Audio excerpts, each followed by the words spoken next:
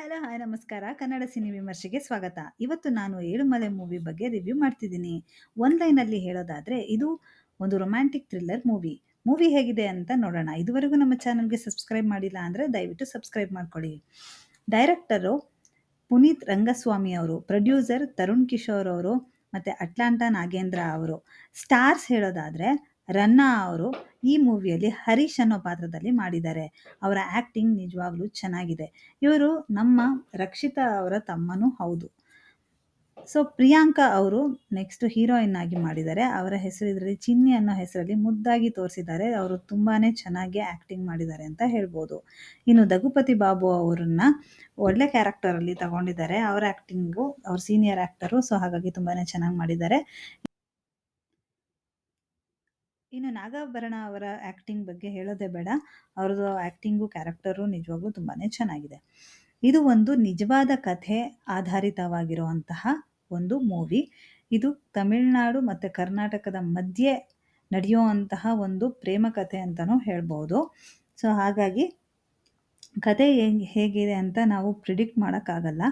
Real story ಆಗಿರೋದ್ರಿಂದ ತುಂಬಾ ಚೆನ್ನಾಗಿ ನೈಜವಾಗಿ ಬರೋ ಥರಾನೇ ಮೂವಿನೂ ತೆಗ್ದಿದ್ದಾರೆ. ಅದರಲ್ಲಿ ಸಕ್ಸಸ್ ಆಗಿದ್ದಾರೆ ಅಂತಲೂ ಹೇಳ್ತೀನಿ. ಏಳುಮಲೆ ಅಂತ ಹೇಳಿದ ತಕ್ಷಣವೇ ನೆನಪಾಗೋದು ಮಾದಪ್ಪ.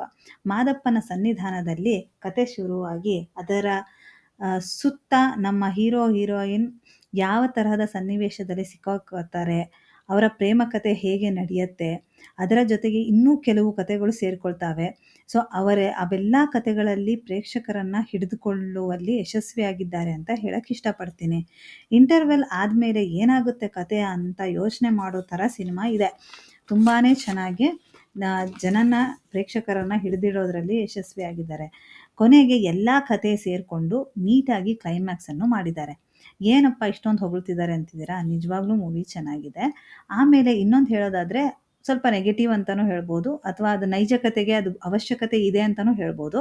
ತಮಿಳ್ ಲ್ಯಾಂಗ್ವೇಜ್ನ ಹಾಗೆ ಬಳಸಿದ್ದಾರೆ. ಫಿಲ್ಮ್ಗೆ ನ್ಯಾಚುರಲ್ ಎಫೆಕ್ಟ್ ಕೊಡೋದಕ್ಕೋಸ್ಕರ ಇದನ್ನು ಹಾಗೆ ಯೂಸ್ ಮಾಡ್ಕೊಂಡಿದ್ದಾರೆ. ಬಟ್ ಅದನ್ನು ವರ್ಕ್ ಆಗಿದೆ ಇಲ್ಲಿ. ತಮಿಳ್ ಆ್ಯಕ್ಟರ್ ಹತ್ರನೇ ಮಾಡಿಸಿರೋದ್ರಿಂದ ಅದು ಇನ್ನೂ ಚೆನ್ನಾಗಿ ನೈಜವಾಗಿ ಮೂಡಿಬಂದಿದೆ. ಬಟ್ ಅಲ್ಲಲ್ಲಿ ಸಬ್‌ಟೈಟಲ್ ನಮಗೆ ಬೇಕಾಗಬಹುದು. ಪೊಲೀಸ್ ಕ್ಯಾರೆಕ್ಟರಲ್ಲಿ ತುಂಬ ಚೆನ್ನಾಗಿ ಮಾಡಿದ್ದಾರೆ.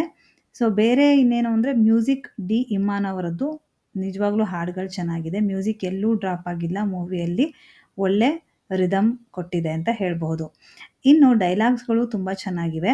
ಅದರಲ್ಲೇನು ಎರಡು ಮಾತಿಲ್ಲ. ನನಗೆ ಅನಿಸಿರೋದಂದರೆ ಕನ್ನಡ ಸಿನಿಮಾ ಕನ್ನಡ ಸೊಗಡಿನಲ್ಲಿ ಬಂದರೆ ನಿಜವಾಗ್ಲೂ ಜನಕ್ಕೆ ಮುಟ್ಟುತ್ತೆ ಅಂತ ಹೇಳಕ್ಕೆ ಇಷ್ಟಪಡ್ತೀನಿ. ಇದಕ್ಕೆ ಉದಾಹರಣೆಯಾಗಿ ಕಾಂತಾರ ಮತ್ತು ಸೂಫ್ರಮ್ ಸೋನು ಅಷ್ಟೇ. ಸೊ ನಮ್ಮದೇ ಸೊಗಡಿನಲ್ಲಿ ಕಥೆಯನ್ನು ಹೇಳಿದಾಗ ಅದು ನಿಜವಾಗ್ಲೂ ಎಲ್ಲರಿಗೂ ತಲುಪುತ್ತೆ. ಕನ್ನಡದವರಿಗೆ ಅಲ್ಲ, ಬೇರೆ ಭಾಷೆಯವರಿಗೂ ಅದು ಕರಿಯತ್ತೆ, ತಲುಪತ್ತೆ ಅಂತ ಹೇಳ್ಬೋದು. ಸೊ ಹಾಗೆ ಏಳುಮಲೆ ತುಂಬ ಒಳ್ಳೆ ಮೂವಿ, ಪೈಸಾ ವಸೂಲ್ ಮೂವಿನೇ ನಿಜವಾಗ್ಲೂ. ಸೊ ಒಂದು ಸಾರಿ ನಿಜವಾಗ್ಲೂ ಥಿಯೇಟ್ರಿಗೆ ಹೋಗಿ ನೋಡಬಹುದು. ಗುಡ್ ವಾಚ್ ಅಂತ ಹೇಳ್ತೀನಿ. ಧನ್ಯವಾದಗಳು. ಇದುವರೆಗೂ ನನ್ನ ಚಾನಲ್ಗೆ ಸಬ್ಸ್ಕ್ರೈಬ್ ಮಾಡಿಲ್ಲ ಅಂದರೆ ಸಬ್ಸ್ಕ್ರೈಬ್ ಮಾಡಿ, ಲೈಕ್ ಮಾಡಿ, ಶೇರ್ ಮಾಡಿ. ಬಾಯ್ ಬಾಯ್.